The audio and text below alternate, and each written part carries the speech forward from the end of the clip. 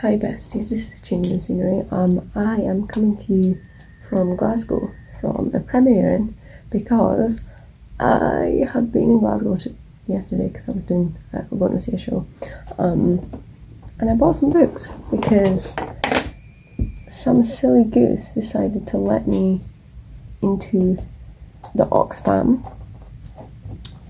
down Byres Road. So that's what we did. One of these is actually from the Waterstones down that way, but the rest are from, I'm going to show you the Waterstones one first actually. So I have 5 books. I've got 4 in the Oxfam and 1 in the Waterstones.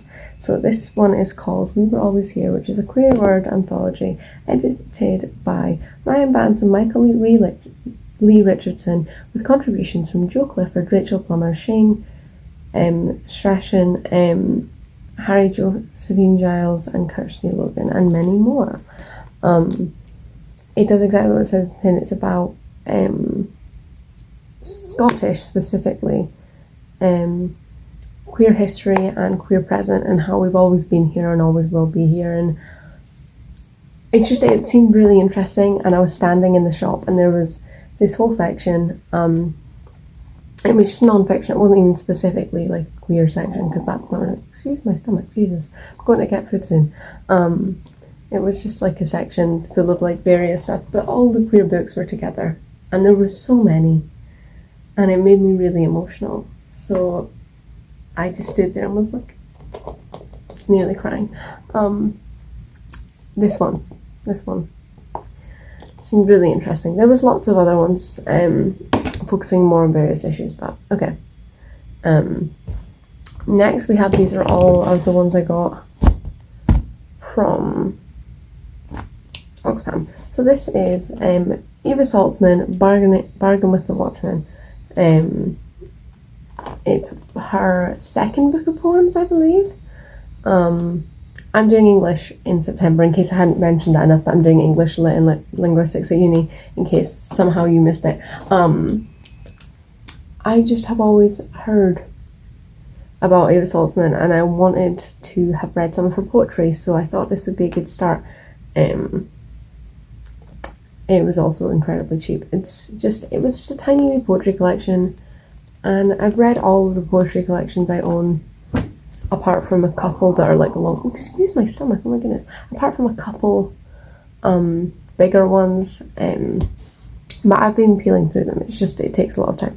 Okay, so this one is Guy Standing's Pelican Introduction, Basic Income and How We Can Make It Happen. So I am a person that has always agreed in universal basic income. As soon as I discovered what the term meant, I was like, that should happen. And ignoring the fact that I'm a filthy commie, that was, I don't know, I just saw it and I just thought, for someone who I fundamentally believe in this as something that our society should integrate to, because we're not just gonna, it's a step towards the society that I would like us to live in.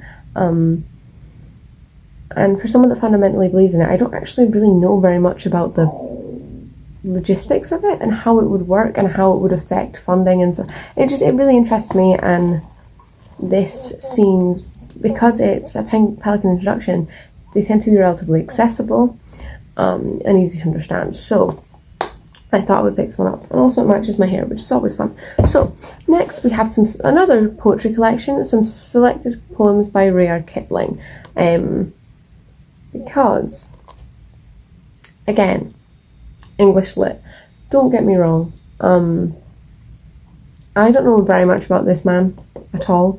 I know he's very divisive. I know some people would kill for his work, some people think he's an evil bastard, but I thought I should have read some of his stuff. I know nothing about his political, because he lived during like the height of the British Empire and things. I know very little about him other than this classy picture that he clearly smoked and had glasses and a mustache. That's genuinely about it. And I know his name, and I would like to have read some of his stuff, because he's a name that comes up quite a lot when I speak to other folk doing the course that I'm doing. So I thought I would pick it up. And the last one feels very obvious, like a book that I utterly, most definitely should have read if I'm going to uni, which is John Steinbeck of Mice and Men. Again, I actually know not a single thing about this book.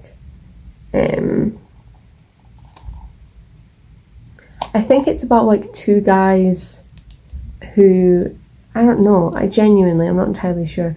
Two guys that are like outcasts or something. Genuinely. Know very little. I really did enjoy this cover though. I feel like I should have read it. Read at least some Steinbeck. And it's one of the shorter ones of the classics that I saw that I wanted to pick up.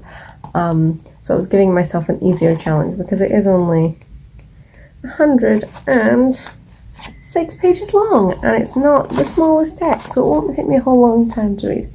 There we go. That is those books. I'm gonna go finish packing and get out of this hotel room now. Thank you so much for watching. If you enjoyed this video, you know what to do. Please drink your water, eat your vegetables, and peace out, I guess.